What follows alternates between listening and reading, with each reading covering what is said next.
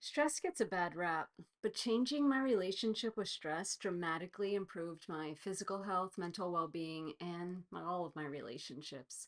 Changing my relationship with stress eliminated persistent overwhelm, frustration, anxiety, self doubt, and feeling like I was perpetually struggling to meet the demands of my life. Changing my relationship with stress helped me feel more balanced, grounded, calm, and self compassionate so that I could build the life I wanted with courage and confidence. In this video, I'm going to share what I've learned about stress and why I love stress, and you should too.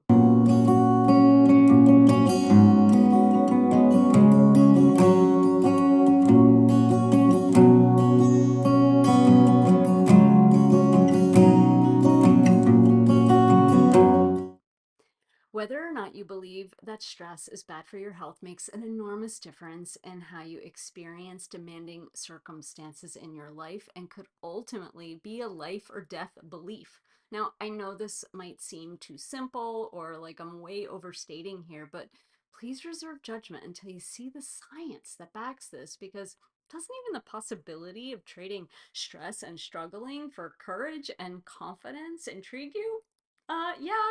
So here's the science. The University of Wisconsin conducted a study of 30,000 American adults consisting of two questions. How much stress do you experience in your daily life? Do you believe stress is bad for your health? For the next 8 years, the researchers tracked the participants to see who died. And those who experienced high levels of daily stress had a 43% increased rate of premature death, but only if they believed their stress was bad for their health. And guess who had the lowest death rates? Not those with moderate or even low levels of stress, like I would have thought, but those with high levels of daily stress who simply did not believe that stress was bad for their health. And if that wasn't surprising enough, there's more. Researchers at Harvard University conducted an experiment to determine why lots of stress is deadly for some and not others. The participants' hearts were monitored during a social stress test, specifically designed to induce the body's stress response, which increases the heart rate. Those who believed stress is unhealthy showed a constriction of the arteries, which is why stress is associated with heart attacks and cardiovascular disease, which, by the way, is the #1 cause of death in women. But the study also revealed something extraordinary. Some participants that believed the heart pounding feelings of stress they experienced aren't unhealthy, but actually there to help them feel more alert and equipped to handle the test, they felt less stressed and anxious and more confident about their performance on the test, even though their bodies showed the characteristic heart rate increase of the stress response. But there was a key and remarkable difference in how their bodies reacted to the stress. Instead of constricting and straining the arteries and already hardworking heart, their arteries stayed relaxed. And this is not only a much healthier way for your heart to handle its job during the stress response, it's what automatically happens inside of your body when you experience courage. Courage. So, a simple belief in whether or not stress is bad for your health is the difference between meeting the demands of life with courage and experiencing the adverse health effects of stress. The placebo effect is a perfect example of how your beliefs directly affect your experience and how the mind and body work together to, in this case, determine how stress affects you. When someone believes they're getting a beneficial and effective medical treatment, their minds think healing will occur and the body creates the conditions to make that happen. But if they haven't actually received treatment, the benefit is attributed to the person's belief. Now, obviously, this isn't always the case, but the placebo phenomenon is real and applies to stress.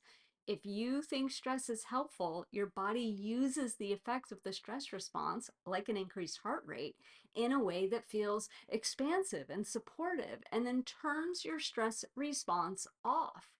It works the other way too. When you have a negative interpretation of your body's stress response, it feels constricting and distressing and can exacerbate demanding circumstances. You might feel more overwhelmed and frustrated and think you can't handle the challenges, or focus only on possible negative outcomes and feel consumed with worry and self-doubt, right? Sound familiar? When you believe stress is bad, it feels physically and mentally demanding, so that the stress response stays on, which you then continue to interpret negatively, and this is chronic stress. Your nervous system is either on stress response or relaxation response, one way or the other, and it's your thinking, your belief about stress, the normal built-in response to your body. It's your thinking about it that makes a big difference, whether you're stuck in the cycle of chronic stress and the negative effects of your stress response always being on or not. Visualize pushing the pedal to the metal in a car that's stuck in the mud. The gas keeps it revving for a while, but the wheels just spin, the car doesn't move, and eventually the engine burns out. But there is good news. You can change your belief about stress from bad to helpful, improve your physical and mental well-being, and even transform your experience of stress into a feeling of courage. You can learn to embrace your body's stress response, your built-in support system, so that you can feel confident and calmer in life instead of feeling overwhelmed and stuck. You can learn how to make peace with stress. All you have to do is pay attention to the information your nervous system sends you. Trust that this info is your inner wisdom guiding and supporting you, and then allow your inner wisdom to lead you to what you want in your life.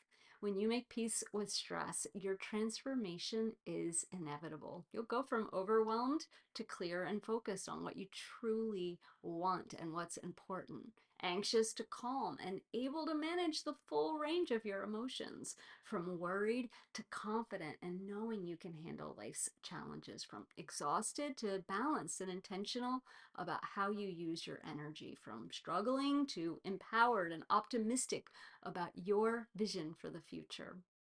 I hope you find this video helpful. Be sure to let me know in the comments below, and subscribe to get my next video on learning how to flourish, and share with anyone you think might want to learn how to flourish with us. Good work.